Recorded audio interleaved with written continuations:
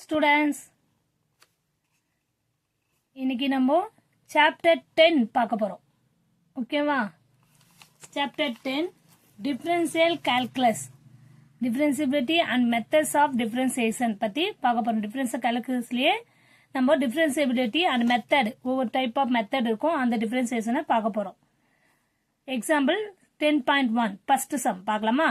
10.1 exampleல chapter 10ல example 10.1 என்ன question கேட்டிருக்காங்கன்னா find the slope of the tangent line to the graph of f of x equal to 7x plus 5 at any point x naught comma f of x naught comma f of x naught இப்படின்னு கொடுத்துருக்காங்க question. clear? இப்போ நம்ம என்ன பண்ண போறோம்னா இதை சிம்பிளா நம்ம ஃபார்முலா சப்ஸ்டிட்யூட் பண்ணி போட்டுடலாம். இல்லைன்னா கிராஃப், அந்த கிராஃப் எப்படி யூஸ் பண்றோம்ன்றத முதல்ல பார்ப்போம். ஓகேவா?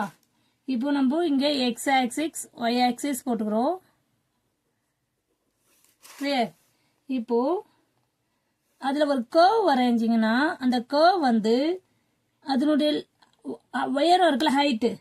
இப்போ இங்க சப்போஸ் ஒரு ஃபார் எக்ஸாம்பிள் 5 எத்தனா, இப்போ இங்க நெக்ஸ்ட் நீங்க இந்த அதனுடைய ஹைட் நெக்ஸ்ட் கொஞ்சம் ஒரு இன்ச்சு தாண்டி போனோம்னா 5.1 ஆயிடுது. அப்போ கொஞ்சம் ஹைட் மாறுது. அப்போ கர்வ்ல ஹைட் மாறுது பாருங்க. அப்போ உயரம் வந்து இன்க்ரீஸ் ஆகும். அது மாதிரி வேல்யூஸ் இப்போ F of X not comma F of X நாட்னு பாயிண்ட் கொடுத்துருக்காங்க. அப்போ நீங்க அதை வந்து நம்ம என்ன எடுத்துக்கலாம், நம்ம கொடுத்துருக்க வேல்யூ எடுத்துப்போம். எஃப் ஆஃப் எக்ஸ் நாட்னு எடுத்துக்கலாம்.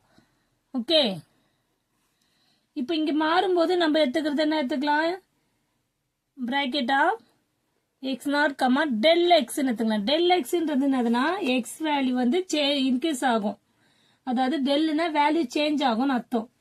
ஓகேவா? இப்போ நம்ம நம்மளுக்கு இது தெரிஞ்சா போதும். ஓகேவா?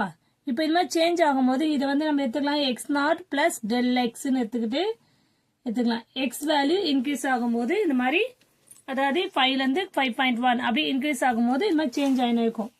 நம்மளுக்கு டான்ஜென்ட்க்கு எடுத்துக்காங்க, ஸ்லோப் ஆஃப் தி டான்ஜென்ட். அதை எப்படி நம்ம டினோட் பண்ணலாம், எம் டான் அப்படி போடுறேன் நான். M tan. ஓகேவா? M for slope, tangent. இதை ஃபார்முலா எப்படி எழுதலாம், limit del X to 0 del Y by del X. Okay,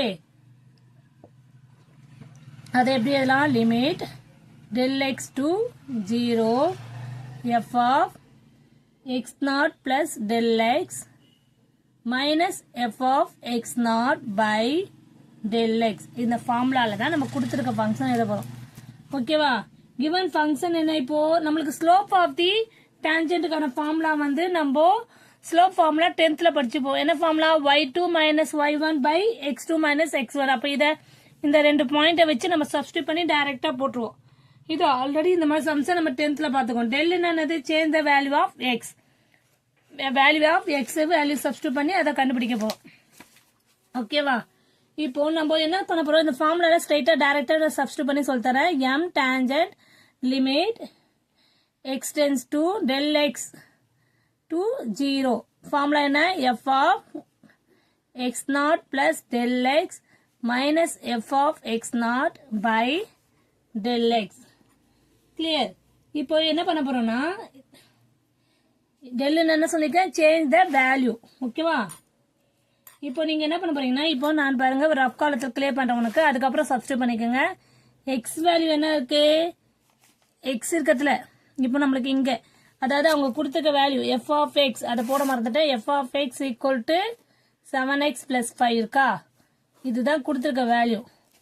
அப்போ எக்ஸ் இருக்கத்துல என்ன இருக்கு, எக்ஸ் இருக்கத்துல நம்ம இங்க எக்ஸுக்கு பதில் என்ன எழுதுறோம், நம்ம எக்ஸ் நாட் பிளஸ் டெல் எக்ஸ்ன்னு எழுதுறோம்.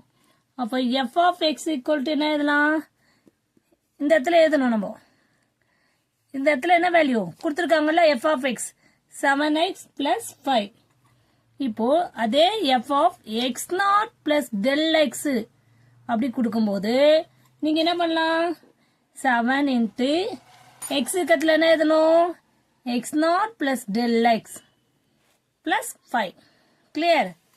இந்த மாதிரி எடுத்து நீங்க அதுக்கப்புறம் உள்ள மல்டிபிள் பண்ணலாம். இப்போ இதை நெக்ஸ்ட் ஸ்டெப் என்ன பண்ணலாம் பாருங்க. 7 into x0 7x0 plus 7 del x plus 5. இதுக்கு மட்டும் தான் அந்த 7. இது தனியா இருக்கு. ஓகேவா? இப்படிதான் நம்ம அங்க சப்ஸ்டிட்யூட் பண்ண போறோம்.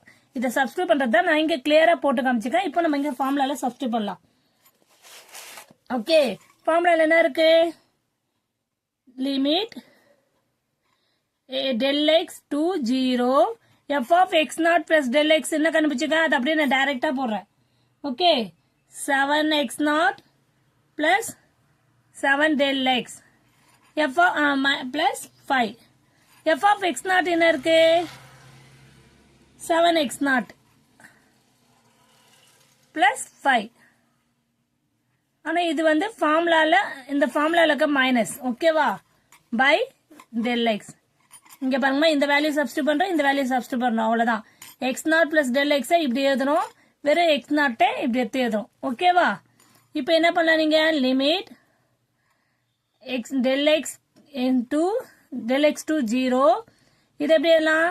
7x0 plus 7 del x0 x கூட போட்டுக்கலாம் plus 5. இது வந்து plus into minus minus 7x0 plus minus 5 ஆயிடும்.